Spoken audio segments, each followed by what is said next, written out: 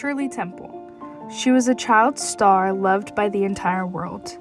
For 4 straight years, from 1935 to 1938, Shirley was the #1 box office star in Hollywood. Because of Shirley's films, her studio, Fox, was saved from bankruptcy. She was a product of the Great Depression, and Franklin Delano Roosevelt recognized her appeal when he said that it was a splendid thing that for just 15 cents, Americans could go to the movies and look at the smiling face of a little girl and forget their troubles. FDR called her Little Miss Miracle. Shirley Jane Temple was born April 28, 1928. Her mother, Gertrude, already had 2 sons and so badly wanted a baby girl. When Shirley came along, she wanted her to be special. Her father, George, worked in a bank and indulged every dream his wife had for Shirley. She was just barely 3 years old when her mother decided to enroll her into a dance class. A director from a small movie studio came to Shirley's dance studio in search of 10 boys and 2 girls for a series of one-reel comedies where children would play the roles of adults. Shirley was selected. The shorts were called Baby Burlesques. Why doesn't my sweetheart come and save me from this vile place?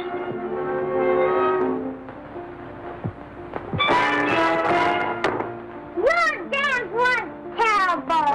I cannot go on. I'm so tired of it all. Please let me go.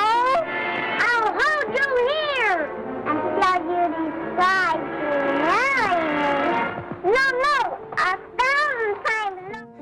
Because of this, she was discovered by a film company named Fox, and at just 5 years old, she signed a 7-year contract with the studio. Her father took over as her talent manager. One of her first major films was Stand Up and Cheer. Although she did play a small role, show business would never be the same again. Audiences and reviewers were in awe of Shirley's talent. She could make viewers believe that for just 90 minutes, the world had no problems. She was a light for people in the Great Depression and gave joy to those suffering the most. She made people feel that everything would eventually be all right. In 1940, 20th Century Fox decided not to renew her contract. Shortly after this, she went back to school in Los Angeles. In 1945, she announced her engagement to John Agar.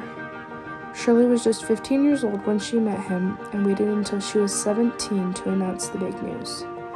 In the few short years following her marriage, she starred in a few more big roles even alongside her husband until she found out that she was pregnant with her first child.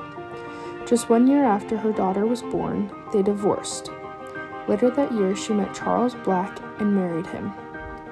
She decided to retire from filmmaking at 22 years old.